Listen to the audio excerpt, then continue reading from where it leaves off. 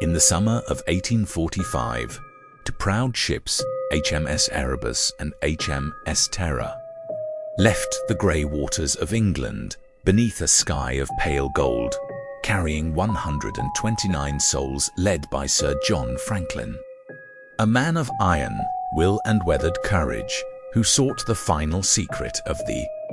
world, the Northwest Passage, and, as their sails filled with wind and hope, the crowds on the dock waved and cheered,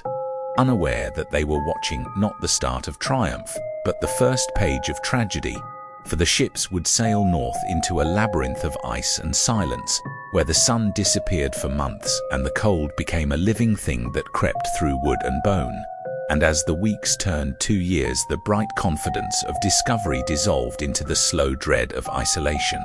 For the Erebus and Terror became locked fast in the ice near King William Island,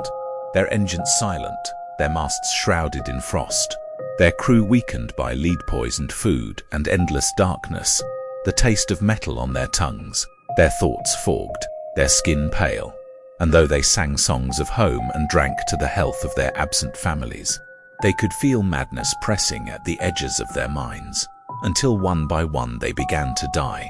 some quietly in their hammocks, some stumbling into the white void beyond the deck. And when the spring of 1848 came, with no thaw and no rescue, Captain Crozier gathered the survivors and ordered the ships abandoned. And together they set out across the frozen wilderness, dragging sleds heavy with boats and relics of civilization, silver spoons, books, flags, a Bible, as though these fragile tokens could anchor them to the world they once knew. And the wind howled around them like a voice older than mankind,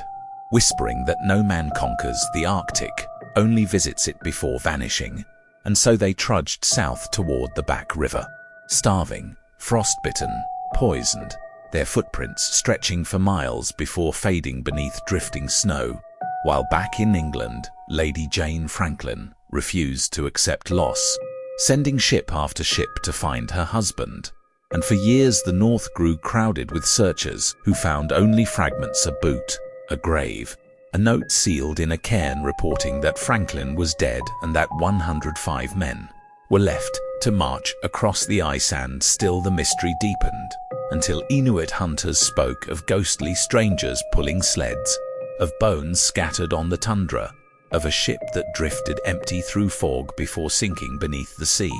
And when explorers followed those stories, they found the terrible truth written in the bones themselves, cut and cracked as though hunger had driven men to feed on their own dead,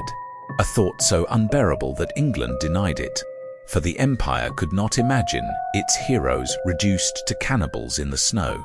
Yet the evidence lay silent and undeniable beneath the northern lights, and time moved on, a century and a half of silence, until in 2014 the sea gave up its secret and divers found the Erebus resting upright in shallow water, her timbers black with age, her rooms filled with silt and stillness. And 2 years later the Terror appeared nearby, almost perfectly preserved, as if she had simply fallen asleep beneath the ice, cups still stacked, maps still open on the captain's desk, boots by the doorway waiting for feet that would never return.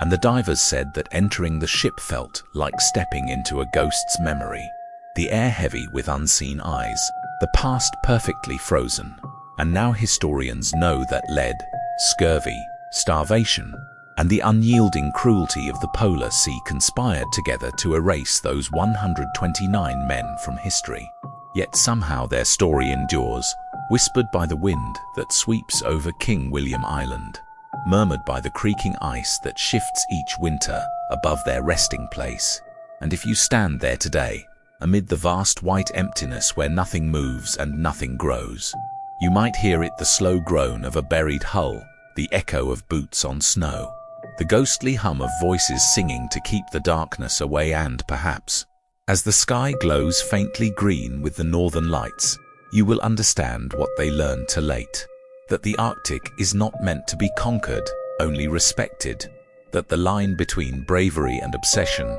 is as thin as the ice beneath their feet, and that in the end all human ambition, all maps, all engines and flags and songs vanish into silence. leaving only memory drifting beneath the frozen sea, where the Erebus and the Terror sleep side by side, their lanterns long extinguished, their names carried forever on the whispering wind.